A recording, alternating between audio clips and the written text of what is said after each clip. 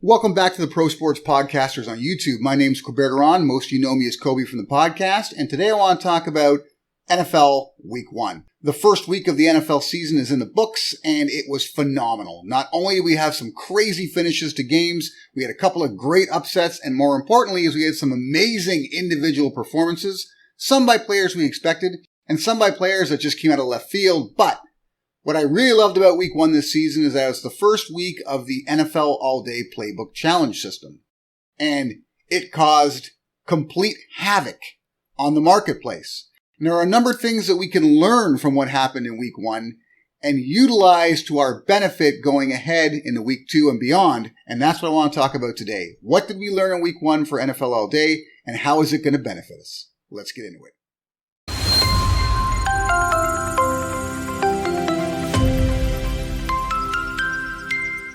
So let's begin with the obvious, and the fact that we've got the 5 main challenges. We've got the Thursday night challenge.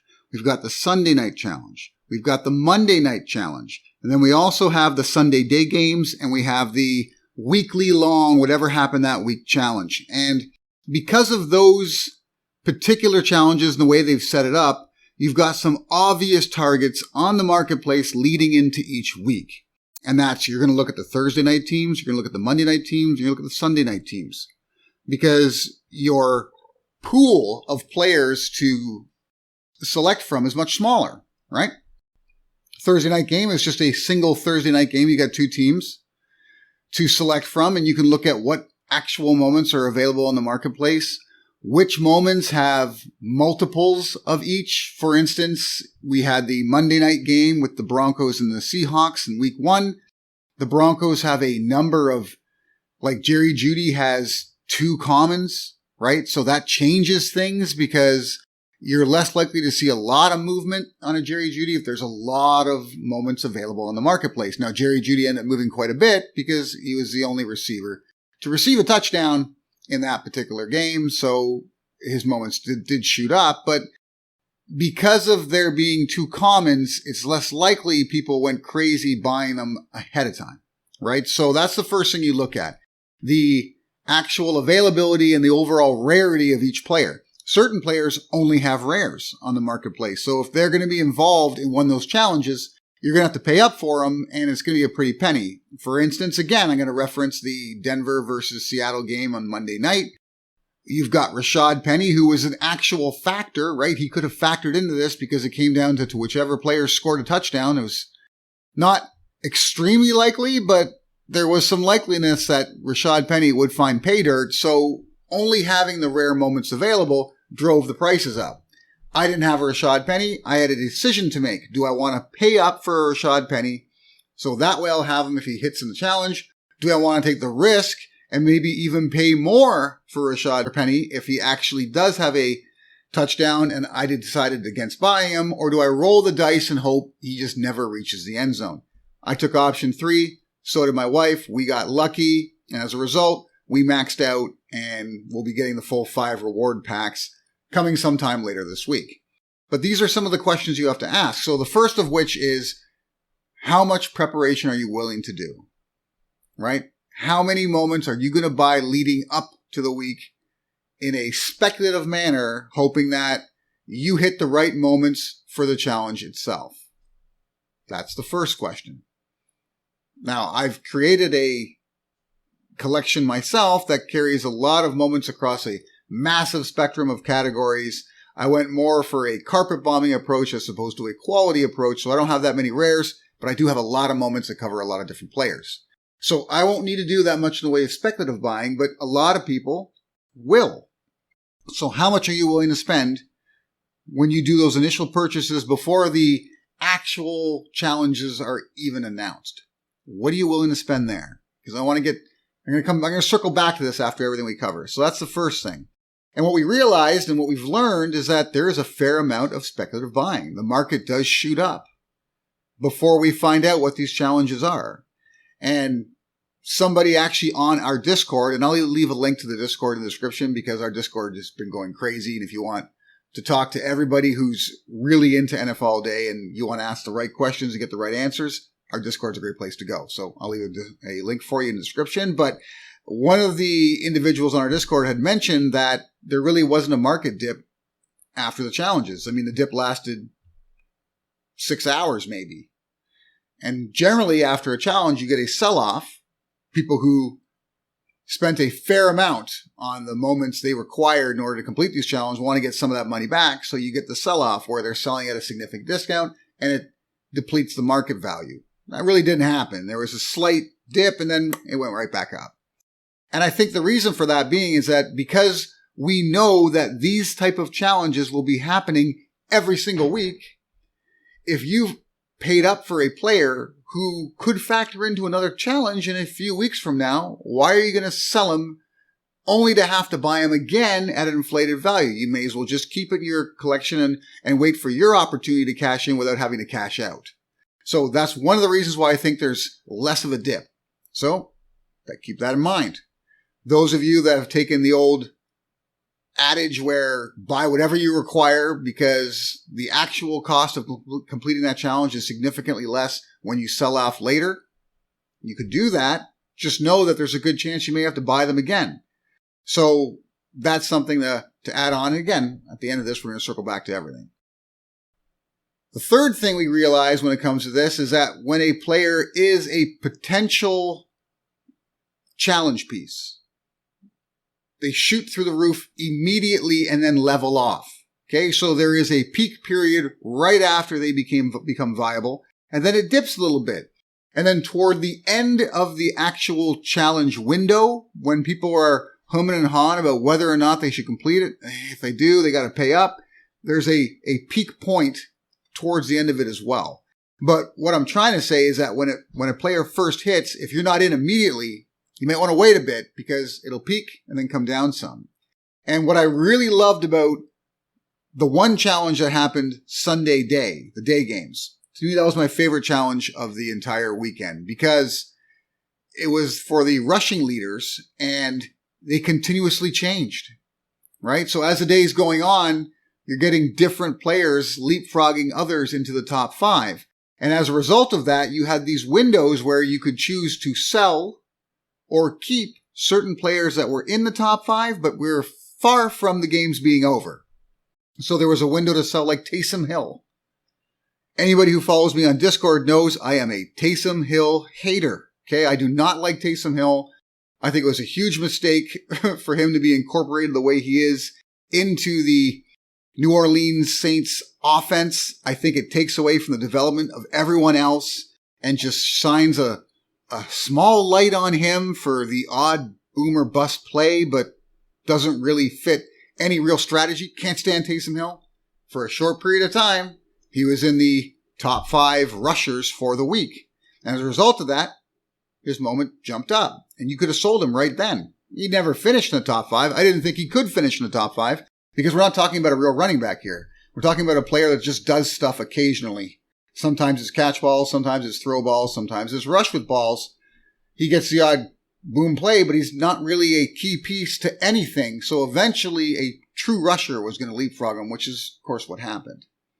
But you get these windows. So now, the next one is, do you sell during a window? Because you've got the option to sell during that limited window, or you got the option to wait and see if that player is a guaranteed piece of that particular challenge. If you wait and the player is a guaranteed piece, you're going to make more money. But if you sell during the initial window, you're going to make money for sure. So that's another balance. Again, we'll get back to it. And then the last thing I looked at is as the challenges progress, you've got people who have completed every challenge as it's going along and some that missed the odd challenges going along. And I'm one of the individuals that missed a challenge, and so was my wife. Amy did not complete the first challenge. She did not do the Thursday night challenge. She didn't have a Gabriel Davis, and we've already decided that we're never going to pay up for a moment, so let it slide. I didn't do the Sunday night challenge because I had very little in the way of actual moments. I would have had to have done a fair amount of speculative buying or buying after the challenge was announced in order to put myself in position to complete that challenge without having to spend a lot. So as soon as I saw the announcement, I thought, well, chances are I'm not going to win this. Let it go, which I did. which put us in that position on the final day, on Monday, to have to complete both challenges if you want all of the reward packs, or at least one challenge to get up to the level 4 reward pack. We were okay with that, and lucky enough, because Rashad Penny did not score, we had everything else we required to finish those 2 challenges, and as a result, got them both done, and we'll be getting all 5 reward packs. But how far do you go to ensure you get all 5? Is 4 enough? Is 3 enough? Now let's get to it. So it's not until we get to 60 points, it's not until we get to pack 3 where we have a chance for a rare. And as they describe it, it's probably a slim chance. So that's really what you're looking at, because anything below that currently doesn't warrant burning 5 moments, because week 2, they've gone with the 5 moment burn again. And there are some people complaining about that, but I'm okay with it. Okay, hopefully they don't do it another week, but what they've essentially done is they've raised the floor to a minimum of like $8. And I'm 100% cool with that. An $8 floor on a common is fantastic. It's excellent, okay? Because once they get back to selling packs, they're going to have less people complaining about, oh shit, I cracked like a $3 common. I got like 2 $3 commons and a $12 common. What a waste of money.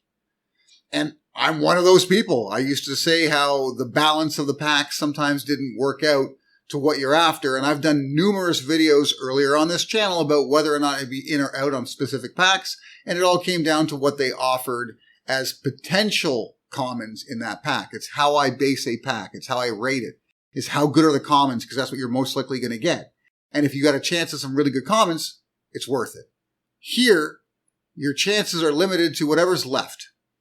And you don't want to be doing these kind of burn 5 moments to get, 3 moments in commons. It just doesn't add up. So you got to get to level 3. And in my opinion, you really need to get to level 4. So that is my personal break-off point. You got to get to level 4, because at level 4, you've got an additional shot at a rare, and it's a better opportunity. You've got a higher percentage chance of hitting a rare.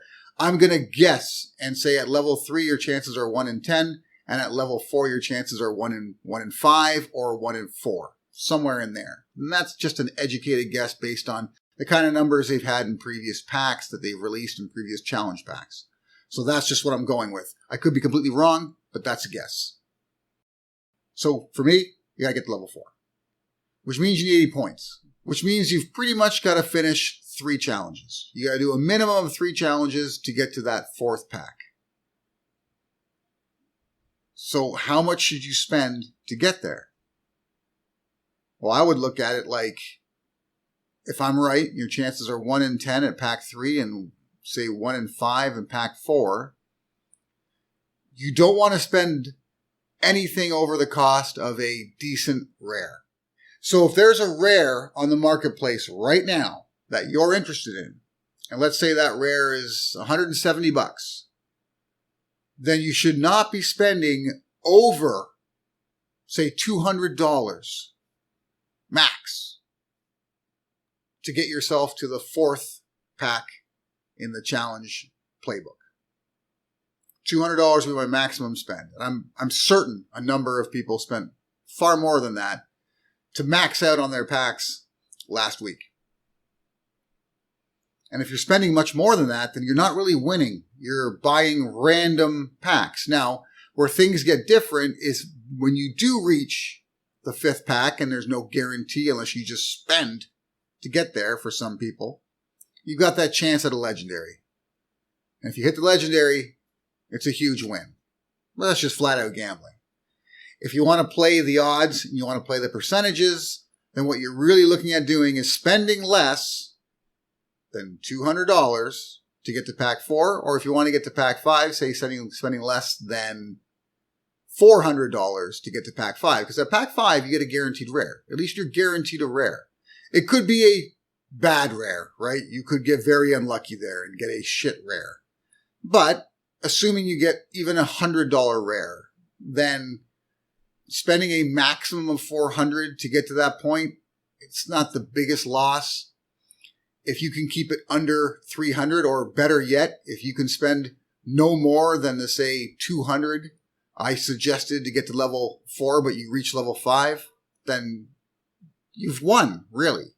You're ahead of the game. So that's what you got to look at. Some people will completely disregard this. Some people will just spend. They're going to want to crack as many packs as possible and hope that they hit. It's your prerogative. But unless you're on this platform to just crack and have fun, and money is no object, but you're actually here to make some money and earn a profit, $200. At least right now, that's the max. Things will change, though. They will change. And that's one of the reasons why I said we didn't see as much of a dip in the market after the challenges were completed. Because not only are you maybe going to need these moments later on in this season, but every one of the moments are going to continue going up. You're going to have more burn situations where moments raise in value. As the challenges start to ramp up and maybe get a little bit harder, you're going to see the values of some of these moments increase just because of that. And some will increase naturally as the community grows. I'm doing my best to grow the community. I'm hoping Dapper Labs is doing their absolute best to grow the community. Are you doing your best to grow the community? Because you should be. And if you know some people who are getting into this and they want information, make sure they follow me. You're doing me a solid, but you're doing yourself a solid, because the more information they have, the more excited they get about this, the more likely they are going to become a serious collector and participate in these challenges and affect the marketplace week in, week out. And the more people doing that, the better it is for everybody. Right now, we're at a precipice.